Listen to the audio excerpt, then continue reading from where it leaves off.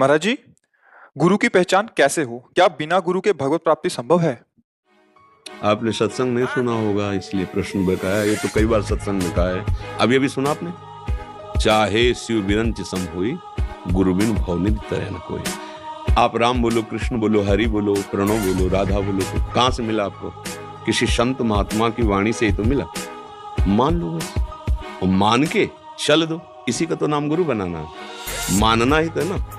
जैसे समस्त हमारे सिख भाई हैं, किसको गुरु मानते हैं? ग्रंथ साहब को मानते हैं ना। तो ग्रंथ साहब क्या है? महापुरुषों की वाणियों का प्रकाश भरा हुआ है। गुरु ग्रंथ साहब साक्षात सदगुरु, मतलब क्या है? वाणी तो है ना, उसमें महापुरुषों के वचन लिखे हुए। जितने हमारे भारत के भगवत प्राप्त महापुरुष हैं, गुरुवाणी में सबके मतलब अमोघ बात है।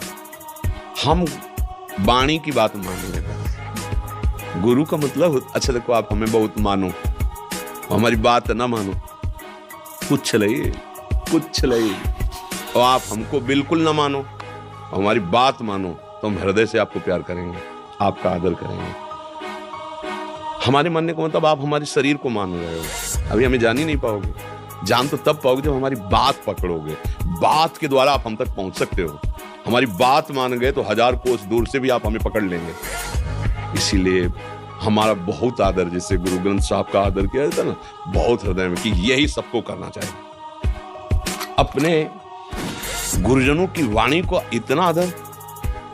गुरु ग्रंथ साहब ही गुरु हैं, अर्थात गुरु वाणी ही सब कुछ है। अगर गुरु वाणी नहीं समझा तो कुछ नहीं, कुछ।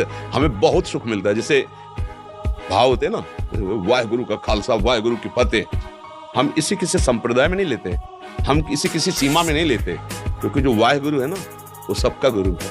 परमेश्वर ही तो वाहेगुरु है ना, और उसी का सारा वैभव है ना। तो हम भी तो बोलते हैं, जय गुरुदेव भगवान की जय, सदगुरुदेव भगवान की जय। और जो सदगुरुदेव भगवान की जय वाली बात समझ गया तो फतेह। कौन ऐसा मार्ग है जो गुरु को नहीं मानता है? कौन ऐसा मार्ग है जो गुरुदेव की जय नहीं बोलता है? कौन ऐसा मार्ग है जो गुरु की चरण रज के बिना वो वस्तु को प्राप्त कर ले? फतेह उसी की होती है।